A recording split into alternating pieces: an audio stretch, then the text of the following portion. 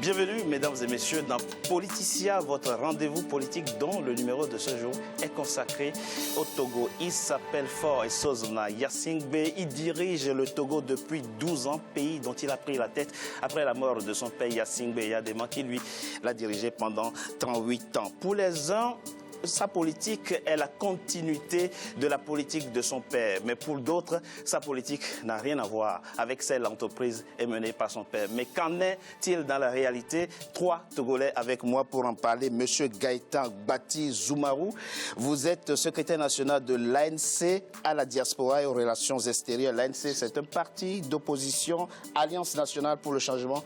Merci, monsieur Zoumarou, d'avoir accepté notre invitation. Je vous en prie. Efebou Faya Tagba, vous êtes vous spécialiste en gouvernance territoriale, plutôt proche de la mouvance présidentielle. Merci, monsieur Faya Tagba, d'avoir accepté notre invitation. Je vous en prie, c'est un plaisir. Et j'ai avec moi également madame Cecilia Wilson, vous êtes analyste politique. Merci, madame Wilson, d'avoir accepté notre invitation. Merci à vous. Le combat politique ne doit plus s'exprimer dans la rue, indiquait il y a quelques jours Gilles Chris Olympio, l'opposant togolais, devenu entre-temps un allié du gouvernement. Un message qui s'adresse sans doute au reste de l'opposition togolaise, dont les rapports avec le pouvoir sont loin d'être pacifiques, comme nous le montre ce sujet de la rédaction signé Deo Garcia Spodo.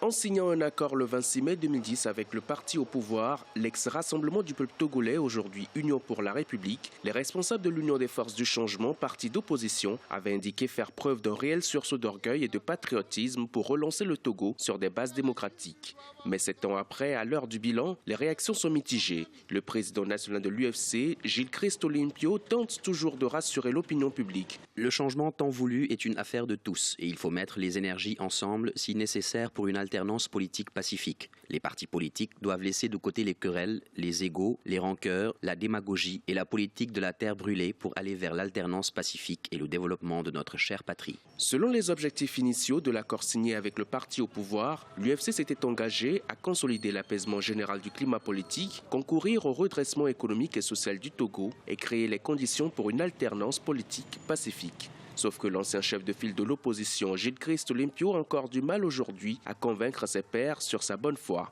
Il a signé un accord de partage du pouvoir avec le parti RPT Unir. Et donc, il ne peut pas être comme nous, il n'a plus rien à voir avec l'opposition.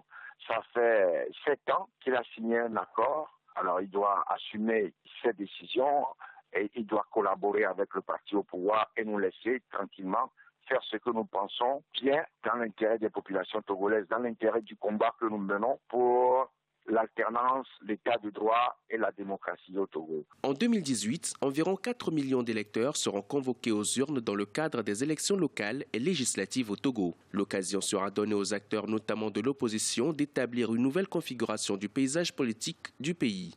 L'Union des forces du changement compte surtout retrouver sa position d'antan et ensuite fédérer toutes les composantes de l'opposition. L'UFC existe et ne périra pas. Je demande à nos militants de rester mobilisés pour les prochaines échéances que nous devons gagner. L'UFC est l'héritage qu'on nous a légué et que nous transmettrons aussi à notre progéniture. Elle sera donc debout pour la bataille. Si l'entrée de l'Union des forces du changement au gouvernement semble aujourd'hui perçue comme une trahison dans les rangs de l'opposition, certains veulent néanmoins croire que cet accord témoigne de l'ouverture du pouvoir en place à effectuer les réformes constitutionnelles et institutionnelles réclamées par tous les acteurs politiques. Monsieur Zoumarou, Gilles Christ Olympio, alors je rappelle que c'est le fils de l'ancien président togolais Sylvanus Olympio qui a été assassiné en 1963. Il a toujours accusé l'ancien président Feu Gnassingbé Eyadema d'avoir participé donc à son assassinat. Il est resté donc pendant 40 ans dans l'opposition. Mais dans l'élément qui vient de passer, il dit ceci, je le cite, « Les partis politiques doivent laisser de côté les querelles, les égos, les rancœurs, la démagogie et la politique de la terre brûlée pour aller vers l'alternance pacifique. » C'est un appel qui trouve écho à l'ANC, le parti que vous représentez. C'est un appel qui trouve écho à l'ANC. Bien sûr que cet appel trouve écho à l'ANC, mais reste à savoir ce qu'on met dans cet appel. S'il s'agit de s'allier au pouvoir au détriment du peuple, nous disons absolument et catégoriquement non. S'il s'agit de défendre l'intérêt du peuple et de laisser son ego de côté. Nous sommes les premiers à être sur le terrain quand il s'agit de la défense des intérêts du peuple. Ce que Gilles Christ Olympio a fait et ce que Gilles Christ Olympio entend dans son appel, c'est que toutes les formations de l'opposition abandonnent le combat pour une alternance, abandonnent le combat pour l'intérêt général, pour aller s'allier, pour aller à la mangeoire. Défendre les intérêts du peuple contre qui? Défendre l'intérêt du peuple contre un système, un régime qui l'opprime depuis 50 ans. Un régime, ai-je besoin de le rappeler, qui est venu au pouvoir dans le sang, un régime qui s'est maintenu au pouvoir dans le sang, et un régime qui, malgré 50 ans de gouvernement, a conduit le Togo dans la situation de misère qu'on connaît aujourd'hui. On en parlera plus en détail tout à l'heure. Régime qui, pendant 50 ans, a martyrisé le peuple togolais. C'est ce que dit M. Zoumarou. Que lui répondez-vous, M. Faya? Il n'a qu'à dire ce qu'il veut. Si ça peut l'intéresser, si ça peut lui faire plaisir, tant mieux. Aujourd'hui, les Togolais font face à un avenir certain que le président Faure est en train d'enclencher depuis 2005, à la sortie d'une histoire assez compliquée, difficile de notre histoire. Et le président Faure, à la sortie de cette crise, a voulu réconcilier les Togolais avec leur histoire. Il a appelé toutes les forces. Pourquoi parlez-vous de réconciliation? Oui, parce qu'il fut un moment où toutes les forces... Donc vous lui donnez raison. Il y avait besoin donc de réconciliation. S'il y a besoin de réconciliation, oui, ça veut dire qu'au préalable, il y a eu problème. Il y a eu cassure. Par le concours de qui? De tous les acteurs. On ne peut, c'est-à-dire qu'on ne peut charger à une seule mouvance ou à un parti politique la responsabilité de la crise qu'a connue le Togo. Il faut engager la responsabilité de tous les acteurs. Et pour aller de l'avant, je pense que Gilles Christ Olympio a compris l'importance de l'appel que le président de la République a annoncé en 2005. D'ailleurs, vous constatez de vous-même, et ça incarne... Très rapidement, s'il vous plaît. Ça incarne en quelque sorte ce qu'est l'ANC. Regardez la façon dont Jean-Pierre Fabre répond à son mentor sur un appel. Il n'est plus aujourd'hui son mentor. Il n'est plus son mentor, mais aujourd'hui, il réclame sa liberté, mais il n'a qu'à comprendre que Gilles Christ Olympio a inspiré la lutte qu'il mène aujourd'hui. Gilles Christ a compris que le Togo doit aller de l'avant et il a choisi de réfléchir, d'apporter sa réflexion auprès du gouvernement pour que les choses avancent. Madame Whitson, l'un se pose comme défenseur des intérêts du peuple togolais, l'autre pense que le peuple togolais trouve plutôt bon compte avec le régime en place. Quel est votre avis sur la question? Alors, déjà, je vais revenir juste sur le prénom de M. Olympio, c'est Gilles Christ. Et non Gilles Christ, parce que c'est allemand en réalité. Ensuite, deuxième détail, il faut savoir en fait que le Togo aujourd'hui n'a pas besoin de lutte fratricide politique. On est dans une guerre de leadership permanente et aujourd'hui le grand défi qui se pose au Togo, il est économique. Donc quelque part, cette guerre finalement qui est contre-productive, qui consiste à dire il faut couper la tête pour couper la tête, à mon sens, elle n'a pas lieu d'être. Vous dissociez la dimension politique de la dimension économique. Vous pensez aujourd'hui qu'il n'y a pas besoin effectivement de changement politique au Togo? Il y a besoin d'un changement politique sociétal. En tout cas de pratique politique, je veux dire. Ce que je veux dire par là, c'est que, aujourd'hui au Togo, ce qu'on constate, c'est que malheureusement, il y a ce qu'on appelle la politique politicienne. D'accord. Et pas une politique productive, sachant que le pas qu'a fait M. Olympio correspond en fait à ce qu'on appelle une cohabitation et non une alliance. Un peu comme on aurait un Premier ministre de gauche en France et un président de droite. Monsieur Zoumarou, dites-nous très concrètement, quand vous jetez un regard sur le parcours de l'opposition togolaise, est-ce que sa stratégie n'a pas échoué? Oui, laissez-moi vous dire, d'abord laissez-moi réagir par rapport à deux ou trois choses, je serai très bref, deux ou trois choses qui m'ont un peu choqué. D'accord. Qui m'ont un peu choqué dans l'intervention de M. Faya Gbata. Quand il impute une part de responsabilité dans le drame qu'a connu le peuple togolais, et je veux parler plus particulièrement du drame de 2005, par lequel Faure Gnassingbé est arrivé au pouvoir, au prix de 500 vies humaines, ce n'est pas nous qui le disons, c'est l'ONU. Mais bien avant ça, hein, il y a eu d'autres drames dans les années 90. Il y a eu d'autres drames dans votre pays. J'avais promis d'être bref, donc je ne vais pas revenir là-dessus. Mais quand on impute une partie de la responsabilité aux victimes, c'est qu'on les tue deux fois. Donc soyons extrêmement vigilants et extrêmement prudent par rapport à ce qu'on avance sur les plateaux. D'accord. Monsieur, ça, c'est une parenthèse. Voilà. Votre introspection, s'il vous plaît, sur la stratégie de l'opposition des 30 dernières années. Oui. L'opposition, c'est votre question. A-t-elle échoué? Voilà. D'abord, je dirais... Avez-vous le sentiment d'avoir réussi? D'abord, je dirais, sur une bonne partie de ces 50 ans, il n'y avait pas d'opposition au Togo. L'opposition est arrivée au Togo après les luttes des années 90, après la chute du mur de Berlin. Et sur les 30 dernières années, comme vous dites, l'opposition n'a pas échoué.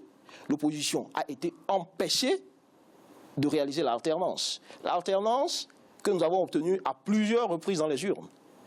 Alors, c'est de nouveau la même stratégie qui consiste à accuser la victime du sort qu'il subit. Vous pensez effectivement avoir régulièrement gagné les élections? Non seulement on le pense, mais on l'a démontré à maintes reprises. Et vous avez régulièrement revendiqué... Une seconde. Oui. La dernière fois qu'on l'a démontré, c'était par un mémorandum qu'on a sorti, qu'on a publié, et dans lequel il a été démontré par A plus B que nous avions remporté les élections. Malheureusement, comme d'habitude, le pouvoir a confisqué cette victoire-là, et elle a confisqué parce que elle a la force armée derrière. En 2-3 mots, quelles sont les réformes fondamentales que vous réclamez au Togo pour, à vos yeux, avoir une vie plus démocratique? Très rapidement, 2-3 mots. C'est simple. Oui. On n'a même pas besoin de 2-3 mots. C'est l'APJ. D'accord? On a signé un accord. En 2006? En 2006. Accord contresigné, ou d'abord même signé par le gouvernement, contresigné par le parti au pouvoir, et que nous aussi nous avons signé. Pourquoi est-ce que cet accord n'est pas mis en œuvre? Monsieur Batafaya, la question que pose Monsieur Zoumarou est essentielle. L'accord date de 2006. Ce n'est que le 3 janvier 2017 que le président de la République a bouclé la nomination des membres de la commission chargée donc de réfléchir sur les réformes politiques et constitutionnelles et institutionnelles. Mais pourquoi avoir attendu autant de temps? Très rapidement. Il faut tout d'abord réagir sur l'état de l'opposition. Allez-y très rapidement. Malheureusement, nous n'avons pas assez de temps. Dans politicien, il faut aller très rapidement. Il faut dire clairement les choses telles qu'elles se donnent. Aujourd'hui, l'opposition togolaise, elle n'est pas homogène. Il y a cette opposition qui pense qu'il faut apporter des réflexions. Donc le gouvernement attend que l'opposition soit homogène avant d'opérer les réformes. Qui attend, laissez-moi terminer, qui attend qui apporte des réflexions aux côtés du gouvernement pour construire la nation. Il y a une opposition qui est dans la contestation systématique et systémique du pouvoir. Monsieur Faya, je suis désolé, monsieur Faya. Cette opposition, elle est dans son rôle. Je suis désolé, nulle part. Le pouvoir, depuis l'accord politique. Dans l'accord de 2006. Nulle part dans l'accord de 2006, il n'est écrit. Monsieur Bati, nulle part dans l'accord de 2006, il n'est écrit que l'accord sera mis en application. Je vous ai laissé que si l'opposition est voilà, finir. Alors, monsieur Bata, répondez très rapidement à la question. Non. Monsieur Zoumarou a évoqué les accords de 2006. C'est à l'image de l'opposition qu'on retrouve au pays. Il ne donne pas la parole.